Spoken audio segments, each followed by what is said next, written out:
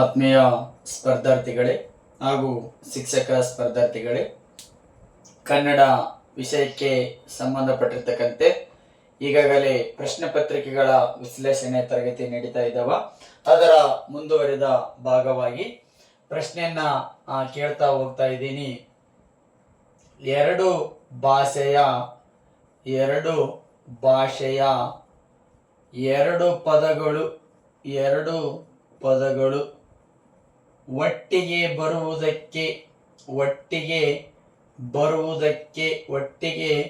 ಬರುವುದಕ್ಕೆ ಏನೆಂದು ಕರೆಯುತ್ತೇವೆ? ಒಟ್ಟಿಗೆ ಬರುವುದಕ್ಕೆ ಏನೆಂದು ಕರೆಯುತ್ತೇವೆ? ಪ್ರಶ್ನೆ ಮಾಡಿದನ್ರಿ, ಪ್ರಶ್ನೆ ಪತ್ರಿಕೆಯಲ್ಲಿ ಬಂದಿದೆ. ಆಯ್ಕೆ ಕೊಡ್ತಾ ಹೋಗ್ತಾ ಇದ್ದಾನ. ಆಯ್ಕೆ ನುಡಿಗಟ್ಟು, ಆಯ್ಕೆ ಬಿ ಜೋಡು ನುಡಿ, ಆಯ್ಕೆ ಸಿ ದ್ವಿರುಕ್ತಿ, ಆಯ್ಕೆ D none of the above. ಮೇಲಿನ ಯಾವುದು ಅಲ್ಲಂತ ಕೊಡ್ತಾ ಇದ್ದಾನ. ಪ್ರಶ್ನೆ ಎರಡನ್ನ ಕೇಳ್ತಾ ಹೋಗ್ತಾ ಇದ್ದಾನ. ಅಪ್ಪ ಅಮ್ಮ ಇದು ಈ ಕೆಳಗಿನ ಯಾವ ವ್ಯಾಕರಣಾಂಶಕ್ಕೆ ಸಂಬಂಧಪಟ್ಟಿದೆ ಅಂತ ಹೇಳಿ ಪ್ರಶ್ನೆಯನ್ನ ಕೇಳ್ತಾ ಹೋಗ್ತಾ ಇದ್ದಾನ. ಆಯ್ಕೆ ಎ ದುರುಕ್ತಿ,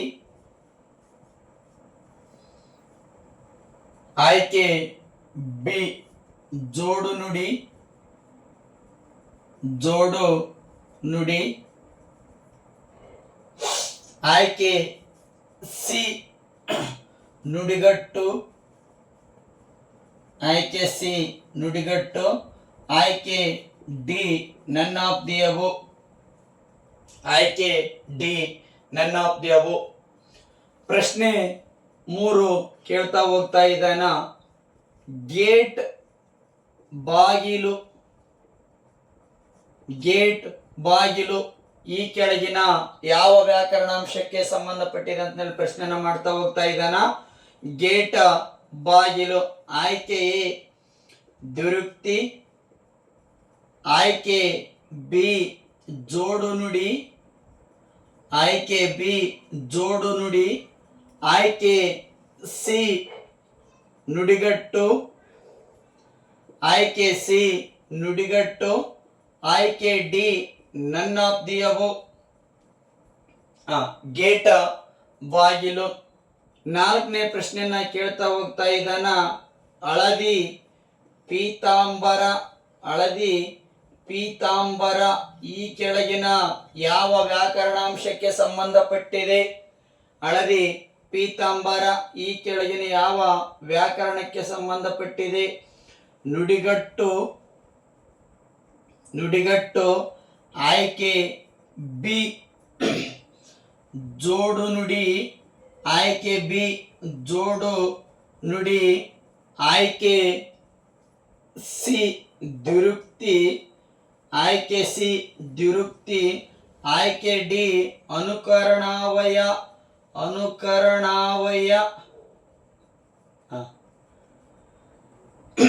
5ನೇ ಪ್ರಶ್ನೆ. ಜೋಡು ನುಡಿಗೆ ಈ ಕೆಳಗಿನವುಗಳಲ್ಲಿ ಯಾವುದು ಸರಿಯಾಗಿದೆ? ಈ ಕೆಳಗಿನವುಗಳಲ್ಲಿ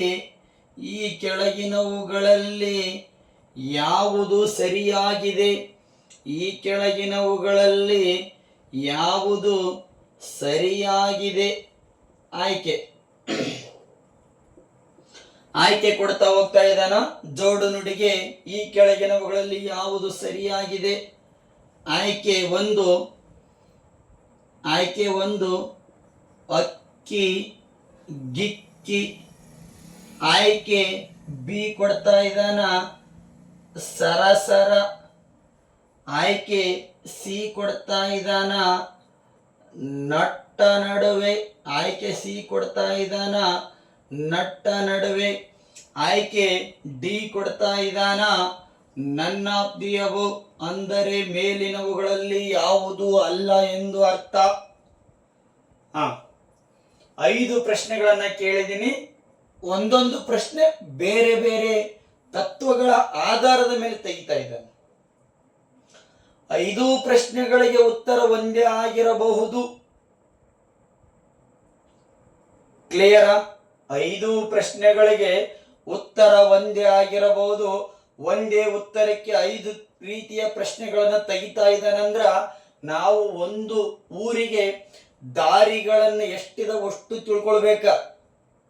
ಈ 5 ಪ್ರಶ್ನೆ ಕೇಳಿದಿನಲ್ಲ, 5 ಪ್ರಶ್ನೆಗಳಿಗೆ ಉತ್ತರ ಒಂದೇ ಇರಬಹುದು, ಅಥವಾ ಒಂದೇ ವಿಷಯದ ಮೇಲೆ 5 ಪ್ರಶ್ನೆಗಳನ್ನ ತೆಗೆದಿರಬಹುದು. ಕ್ಲಿಯರ್? ಬಟ್ ಆ 5 ಪ್ರಶ್ನೆಗಳನ್ನ ಒಂದು ವಿಷಯದ ಮೇಲೆ ಯಾವ ರೀತಿಯಾಗಿ ಅವನು ತೆಗಿತಾ ಹೋಗ್ತಾ ಇದ್ದಾನಲ್ಲ, ಅದಕ್ಕೆ ಅನುಗುಣವಾಗಿ ವಿಷಯವನ್ನ ತಿಳಿದುಕೊಳ್ಬೇಕಾಗಿರ್ತದ ನಮ್ಮ ಕರ್ತವ್ಯ. 2 ಭಾಷೆಯ 2 ಪದಗಳು ಒಟ್ಟಿಗೆ ಬರುವುದಕ್ಕೆ ಏನೆಂದು ಕರೆಯುತ್ತಾರೆ ಅಂತೇಳಿ ಪ್ರಶ್ನೆಯನ್ನ ಕೇಳ್ತಾ ಹೋಗಿದಾನ. ಜೋಡು ನುಡಿ. ಜೋಡು ನುಡಿ. ಅಪ್ಪ ಅಮ್ಮ ಈ ಕೆಳಗಿನವುಗಳಲ್ಲಿ ಯಾವುದಕ್ಕೆ ಉದಾಹರಣೆಯಾಗಿದೆ ಅಂತ ಕೇಳ್ತಾ ಇದ್ದಾನ. ಆಯ್ಕೆ ಬಂದುಬಿಟ್ಟ ಬಿ ಸರಿಯಾಗಿದೆ, ಜೋಡು ನುಡಿ. ಗೇಟ್ ಬಾಗಿಲು ಈ ಕೆಳಗಿನವುಗಳಲ್ಲಿ ಯಾವುದಕ್ಕೆ ಉದಾಹರಣೆ ಅಂತ ಕೇಳ್ತಾ ಹೋಗ್ತಾ ಇದ್ದಾನ. ಜೋಡು ನುಡಿ. ಹಳದಿ ಪೀತಾಂಬರ ಈ ಕೆಳಗಿನವುಗಳಲ್ಲಿ ಯಾವುದಕ್ಕೆ ಸರಿಯಾಗಿದೆ ಅಂತ ಕೇಳ್ತಾ ಹೋಗ್ತಾ ಇದ್ದಾನ. ಜೋಡು ನುಡಿ. ಅದೇ ರೀತಿಯಾಗಿ ಜೋಡು ನುಡಿಗೆ ಈ ಕೆಳಗಿನವುಗಳಲ್ಲಿ ಯಾವುದು ಸರಿಯಾಗಿದೆ ಅಂತಂದೇಳಿ ಕೇಳ್ತಾ ಹೋಗ್ತಾ ಇದ್ದಾನ. ಯಾವ್ದು ಆನ್ಸರ್ ಹಾಕನ? ಹೇಳ್ತೀರಾ? ಜೋಡು ನುಡಿಗೆ ಈ ಕೆಳಗಿನವುಗಳಲ್ಲಿ ಯಾವುದು ಸರಿಯಾಗಿದೆ ಅಂತ ಕೇಳ್ತಾ ಹೋಗ್ತಾ ಇದ್ದಾನ. ಅಕ್ಕಿ ಗಿಕ್ಕಿ. ಇದಕ್ಕೆ ನಾವು ಮಾತಿಗೊಂದು ಗೀತು ಅಂತಂದೇಳಿ ಕರಿತಾ ಹೋಗ್ತಾ ಇದೀವಿ. ಮಾತಿಗೊಂದು ಗೀತು ಅಂದ್ರೂ ಅಷ್ಟೇ, ಜೋಡು ನುಡಿ ಅಂದ್ರೂ ಅಷ್ಟೇ. ಸರಸರ ಎಂಬುದು ಅನುಕರಣಾವಯ, ನಟ್ಟ ನಡುವೆ ಎಂಬುದು ದ್ವಿರುಕ್ತಿ. ಇದು ಮೇಲಿನ ಯಾವುದಲ್ಲ. ಅಕ್ಕಿ ಗಿಕ್ಕಿ ಎಂಬುದು ಜೋಡು ನುಡಿ. ಜೋಡು ನುಡಿ ಅಂದ್ರೆ ನಾವು 2 ಪದ ಒಟ್ಟಿಗೆ ಬರ್ತಂತ ಅಷ್ಟ ತಿಳ್ಕೊಂಡಿವಿ. ಅದರಲ್ಲಿ 3 ರೀತಿಯ ಕಾನ್ಸೆಪ್ಟ್ಗಳು ಇರ್ತಾವ. ಒಂದೇನಾಗಿರ್ತದ, 2 ಭಾಷೆ ಪದಗಳು ಒಟ್ಟಿಗೆ ಬಂದಿರ್ತಾವ.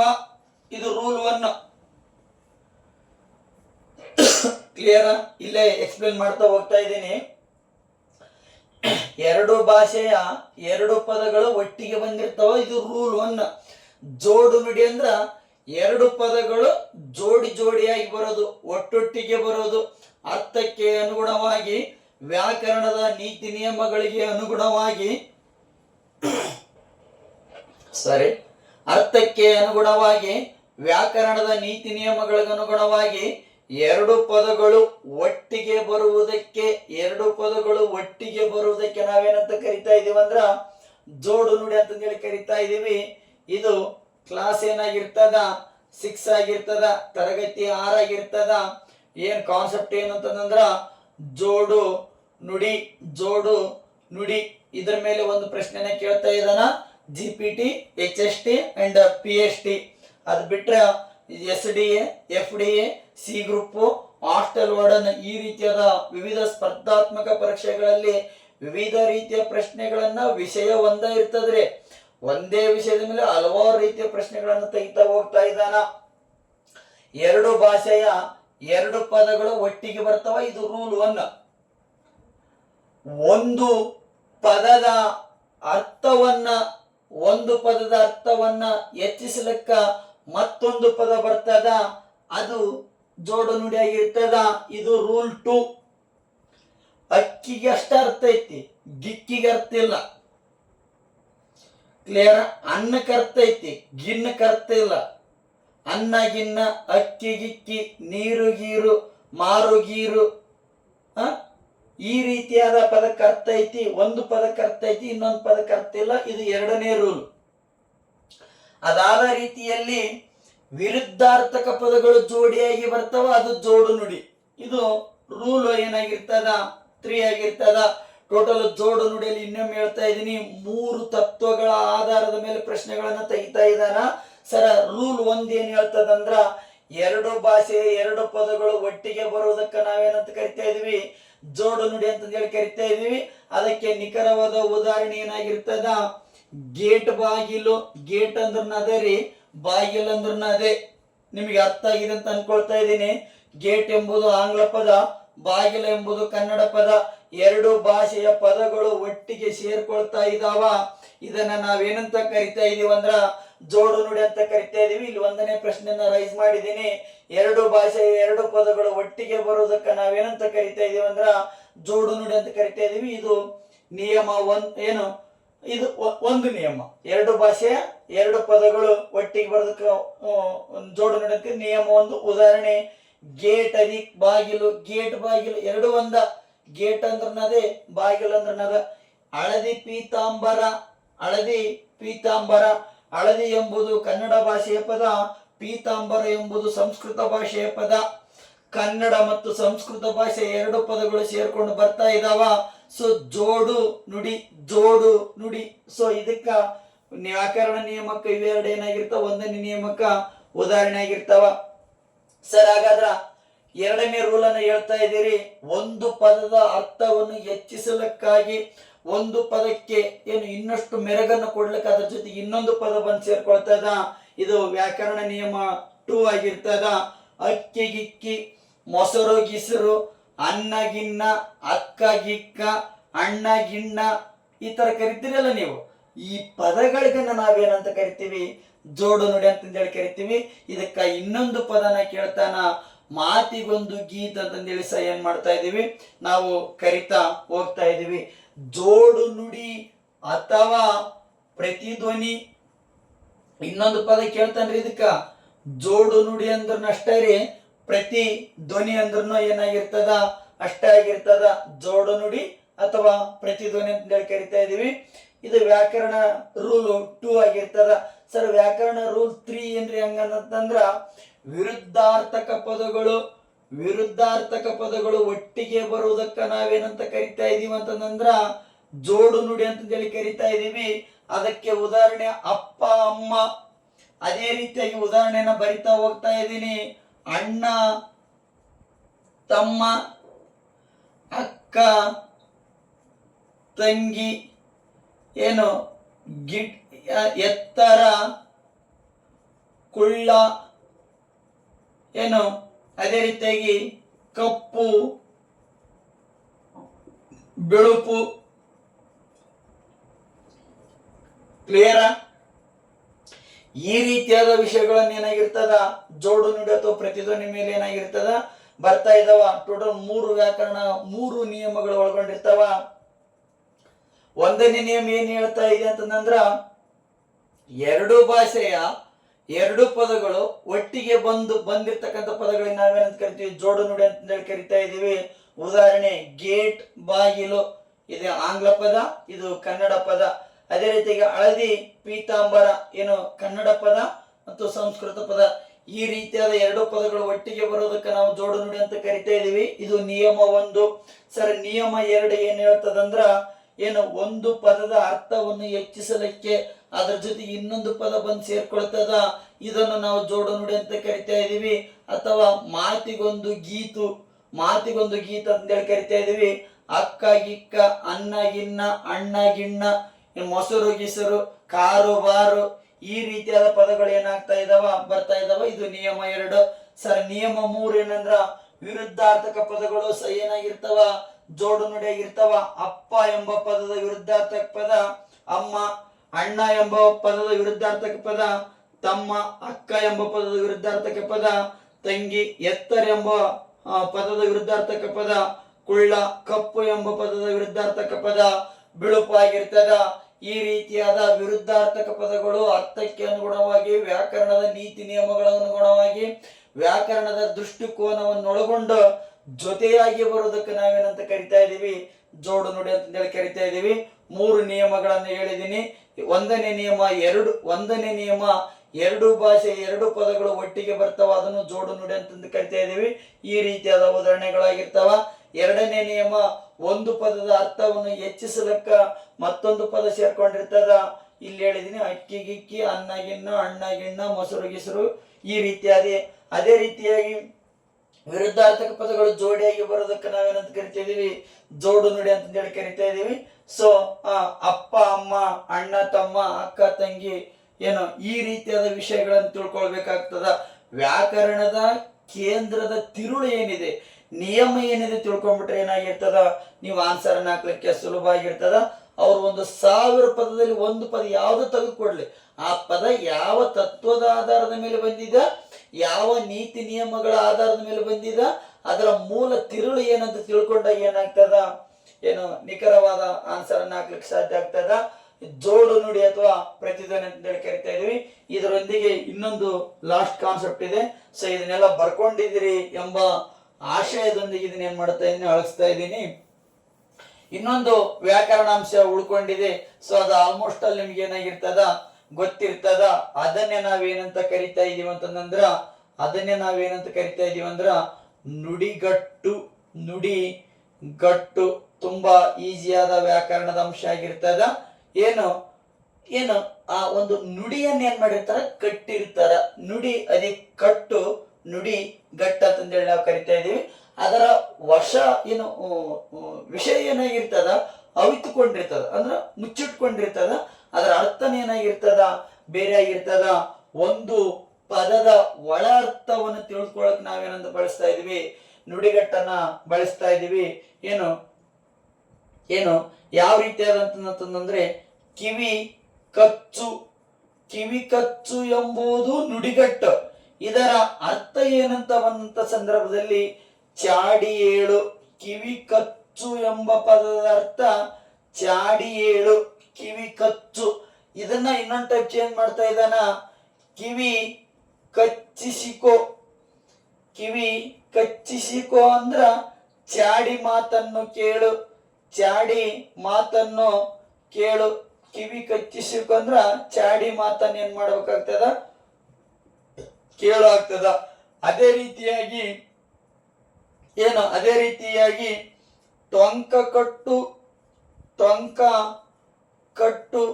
ಟೊಂಕ ಕಟ್ಟು ಎಂಬ ನುಡಿಗಟ್ಟಿನ ಅರ್ಥ ಸಿದ್ಧನಾಗು. ಸಿದ್ಧನಾಗು. ಅದೇ ರೀತಿಯಾಗಿ ಕಾಲಿಗೆ ಬುದ್ಧಿ ಏಳು. ಕಾಲಿಗೆ ಬುದ್ಧಿ ಏಳು. ಕಾಲಿಗೆ ಬುದ್ಧಿ ಏಳು ಎಂಬ ಪದದ ಅರ್ಥ ಏನಾಗಿರ್ತದ, ಓಡಿ ಹೋಗು. ಕಾಲಿಗೆ ಬುದ್ಧಿ ಏಳು ಎಂಬ ಪದದ ಅರ್ಥ ಓಡಿ ಹೋಗಾಗಿರ್ತದ. ಅದೇ ರೀತಿಯಾಗಿ ಇಂಗು ಹೋಗು. ಇಂಗಿ ಹೋಗು. ಇಂಗಿ ಹೋಗು ಪದದ ನುಡಿಗಟ್ಟಿನ ಅರ್ಥ ಏನಾಗಿರ್ತದ, ಇಂಗಿ ಹೋಗು ಪದದ ಅರ್ಥ ಏನಾಗಿರ್ತದ, ಶಾಂತನಾಗು. ಶಾಂತನಾಗು. ಈ ರೀತಿಯಾದ ಹಲವಾರು ಪದಗಳು ಏನಾಗಿದ್ದಾವ, ನಿಮ್ಗೆ ಹಲವಾರು ರೀತಿಯ ಪುಸ್ತಕಗಳಲ್ಲಿ ಸಿಗ್ತಾ ಇದಾವ. ನುಡಿಗಟ್ಟಂದ್ರ ಅದರ ಅರ್ಥ ಏನಾಗಿರ್ತದ, ಅವಿತ್ಕೊಂಡು ಕುಂತ್ಕೊಂಡು. ಈ ಸಪೋಸ್ ಕಿವಿ ಕಚ್ಚ ಅಂದ್ರೆ ಕಿವಿ ಕಚ್ಚದಲ್ಲ, ಚಾಡಿಯನ್ನ ಹೇಳದವ್ರಿ. ಕ್ಲಿಯರ್? ಚಾಡಿಯನ್ನ ಹೇಳೋದು. ಕಿವಿ ಕಚ್ಚಿಸಕ್ ಅಂದ್ರ ಚಾಡಿ ಮಾತನ್ನ ಕೇಳು. ನಾವು ಕೇಳಿದ್ರೆ ಕಿವಿ ಕಚ್ಚಿಸಕ್ಕಂತದ. ಟೊಂಕ ಕಟ್ಟಂದ್ರ ಸಿದ್ಧನಾಗು, ರೆಡಿ ಆಗು. ಟೊಂಕ ಕಟ್ಟು ಪದಾರ್ಥ ಏನಾಗಿರ್ತದ, ಸಿದ್ಧನಾಗು, ರೆಡಿ ಆಗು. ಕಾಲಿಗೆ ಬುದ್ಧಿ ಹೇಳಂದ್ರ ಓಡಿ ಹೋಗು. ಪೊಲೀಸರನ್ನು ನೋಡಿ ನಾನು ನನ್ನ ಕಾಲಿಗೆ ಬುದ್ಧಿ ಹೇಳಿದ್ದೇನಂದ್ರ ಕಾಲಿಗೆ ಬುದ್ಧಿ ಹೇಳಂಗಿಲ್ಲ, ಕಾಲು ಬುದ್ಧಿ ಕೇಳಂಗಿಲ್ಲ. ಸೊ ಇಟ್ ಮೀನ್ಸ್ ಓಡಿ ಹೋಗಿ ಎಂಬ ಪದಾರ್ಥ ಆಗ್ತದ. ಇಂಗಿ ಹೋಗಂದ್ರೆ ಶಾಂತನಾಗು, ಎಲ್ಲ ಕಳೆದು ಕೊಂಡವನಾಗು ಎಂಬ ಪದ ಏನಾಗಿರ್ತದ, ಅರ್ಥ ಆಗಿರ್ತದ.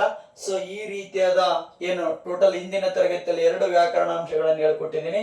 ಒಂದು ಜೋಡು ನುಡಿ ಅಥವಾ ಪ್ರತಿಧ್ವನಿ, ಇನ್ನೊಂದು ನುಡಿಗಟ್ಟು ಅಥವಾ ಪಡಿ ನುಡಿ ಅಂತ ಹೇಳಿ ಕರಿತಾ ಇದೀವಿ ನಾವು. ನುಡಿಗಟ್ಟು ಅಥವಾ ಪಡೆ ನುಡಿ. ನುಡಿಗಟ್ಟು ಅಥವಾ ಪಡೆ ನುಡಿ ಅಂತ ಹೇಳಿ ನಾವು ಏನ್ ಮಾಡ್ತಾ ಇದೀವಿ, ಕರಿತಾ ಇದೀವಿ. ತರಗತಿ 5ರಲ್ಲಿ ದ್ವಿರುಕ್ತಿ ಬಗ್ಗೆ ಹೇಳ್ಕೊಟ್ಟಿದ್ದೆ. ತರಗತಿ 6ರಲ್ಲಿ ಜೋಡು ನುಡಿ ಮತ್ತು ನುಡಿಗಟ್ಟು ಯಾವ ರೀತಿಯಾಗಿ ಪ್ರಶ್ನೆಗಳು ಬರ್ತಾ ಇದಾವ ಅದರ ಮೇಲೆ ವಿಷಯವನ್ನು ಹೇಳ್ಕೊಟ್ಟಿದ್ದೀನಿ. ತರಗತಿ ತುಂಬಾ ಪರಿಣಾಮಕಾರಿಯಾಗಿರ್ತದ. ವಿಷಯ ಕರೆಕ್ಟ್ ಕ್ಯಾಪ್ಚರ್ ಮಾಡ್ಕೊಂಡು ನೀವು ಎಕ್ಸಾಮ್ ಅಲ್ಲಿ ಅದನ್ನ ಅಪ್ಲೈ ಮಾಡ್ಕೊಂಡ್ರೆ ಸರಿಯಾದ ರೀತಿಯಾಗಿ ಆನ್ಸರ್ ಬರ್ಲಿಕ್ಕೆ ಏನಾಗ್ತದ, ಸಾಧ್ಯ ಆಗ್ತದ. ಎಷ್ಟು ದಿನ ಅಂತ ಬೇರೆಯವರನ್ನ ದೂಸ್ತಾ ಹೋಗ್ತಾ ಇದೀವಿ. ಕ್ಲಿಯರ್? ನಮ್ಮಲ್ಲಿ ತೊಂದರೆಗಳಿದಾವ ಅದನ್ನ ನಾವು ನೋಡ್ಕೊಳ್ಬೇಕು. ಅದು ಸರಿ ಇಲ್ಲ, ಇದು ಸರಿ ಇಲ್ಲ, ಆ ವಿಷಯ ಸರಿ ಇಲ್ಲ, ಈ ವಿಷಯ ಸರಿ ಇಲ್ಲ, ಅವ್ರು ಹೇಳ್ತಾ ಇದ್ ಸರಿ ಇಲ್ಲ, ಇವ್ರು ಹೇಳ್ತಾ ಇರೋದು ಸರಿ ಇಲ್ಲ, ಸೊ ಇದನ್ನ ಹಿಂಗ್ ಹೇಳ್ಬೇಕಿತ್ತು, ಅದನ್ನ ಹಂಗೆ ಹೇಳ್ಬೇಕಿತ್ತು, ಅದನ್ನ ಆ ರೀತಿಯಾಗಿ ಹೇಳ್ಬೇಕಿತ್ತು, ಇದನ್ನ ಈ ರೀತಿಯಾಗಿ ಹೇಳ್ಬೇಕಿತ್ತು ಎಂಬ ಹಲವಾರು ವಿಷಯಗಳನ್ನ ಬದಿಗೊತ್ತಿ ಇರ್ತಕ್ಕಂಥ ವಿಷಯದಲ್ಲಿ ನಮಗೆ ಏನು ಬೇಕ ಅದನ್ನ ತೆಗೆದುಕೊಂಡದ್ನಾಗ ಮಾತ್ರ ಏನಾಗ್ತದ, ಯಶಸ್ಸಿನ ಹಾದಿಯನ್ನ ನಾವು ದಾಟ್ಲಿಕ್ಕೆ ಸಾಧ್ಯ ಆಗ್ತದ. ಸೊ ಏನು ಜ್ಞಾನವನ್ನು ಹಂಚುವೆನು ನಾನು, ಅಜ್ಞಾನವನ್ನು ಹೋಗಲಾಡಿಸುವೆನೆಂದಲ್ಲ, ಹಣತೆಯನ್ನು ಹಚ್ಚುವೆನು ನಾನು, ಕತ್ತಲನ್ನು ಹೋಗಲಾಡಿಸುವೆನೆಂದಲ್ಲ. ಜ್ಞಾನದಿಂದ ಸ್ವಲ್ಪ ಆದರೂ ಅಜ್ಞಾನವನ್ನ, ಹಣತೆಯಿಂದ ಸ್ವಲ್ಪ ಆದರೂ ಕತ್ತಲನ್ನ ಹೋಗಲಾಡಿಸುವೆನೆಂಬ ನುಡಿನ ಮನದೊಂದಿಗೆ ಏನ್ ಮಾಡ್ತಾ ಇದ್ದೀನಿ, ಇಂದಿನ ಆನ್ಲೈನ್ ಸೆಷನ್ ಅನ್ನ ಮುಗಿಸ್ತಾ ಇದ್ದೀನಿ. ಸೊ ತರಗತಿಗಳು ನಿಖರವಾಗಿ ಬರ್ತಾ ಇರ್ತಾವ. ಸೊ ಹೆಚ್ಚಿನದಾಗಿ ತರಗತಿಗಳನ್ನ ಮಾಡ್ಬೇಕಂತಂದ್ರೆ ಏನಾಗಿರ್ತದ, ಚಾನಲ್ ಅನ್ನ Sunrise coaching centre YouTube channel ಅನ್ನ ಏನ್ ಮಾಡ್ಬೇಕಾಗ್ತದೆ, ಸಬ್ಸ್ಕ್ರೈಬ್ ಮಾಡಿ ಶೇರ್ ಮಾಡಿದ್ನಾಗ ಏನಾಗ್ತದ, ಇನ್ನೂ ಹೆಚ್ಚಿನ ತರಗತಿಗಳನ್ನು ಕೊಡ್ಲಿಕ್ಕೆ ಏನಾಗ್ತದ, ಪ್ರೋತ್ಸಾಹದಾಯಕ ಆಗಿರ್ತದೆ ಎಂಬ ಮಾತಿನೊಂದಿಗೆ ಬಚ್ಚಿಟ್ಟ ಜ್ಞಾನ ಕೊಳೆಯುತ್ತದ, ಬಿಚ್ಚಿಟ್ಟ ಜ್ಞಾನ ಒಳೆಯುತ್ತದೆ ಎಂಬ ನುಡಿನ ಮನದೊಂದಿಗೆ ನನ್ನಲ್ಲಿರ್ತಕ್ಕಂಥ ನಾಲೆಜ್ ಅನ್ನ ನಿಮ್ ಜೊತೆ ಶೇರ್ ಮಾಡ್ಕೊಳ್ತಾ ಬರ್ತಾ ಇದ್ದೀನಿ. ಸೊ ಅದರ ಸದುಪಯೋಗ ಪಡಿಸ್ಕೊಳ್ರಿ ಎಂಬ ಮಾತಿನೊಂದಿಗೆ ಇಂದಿನ ಆನ್ಲೈನ್ ಸೆಷನ್ ತರಗತಿಯನ್ನು ಮುಗಿಸ್ತಾ ಇದ್ದೀನಿ. ಎಲ್ಲರಿಗೂ ಒಳ್ಳೆಯದಾಗಲಿ. Wish you all the best. ಮತ್ತೆ ಮುಂದಿನ ತರಗತಿಯಲ್ಲಿ ಭೇಟಿ ಆಗೋಣ.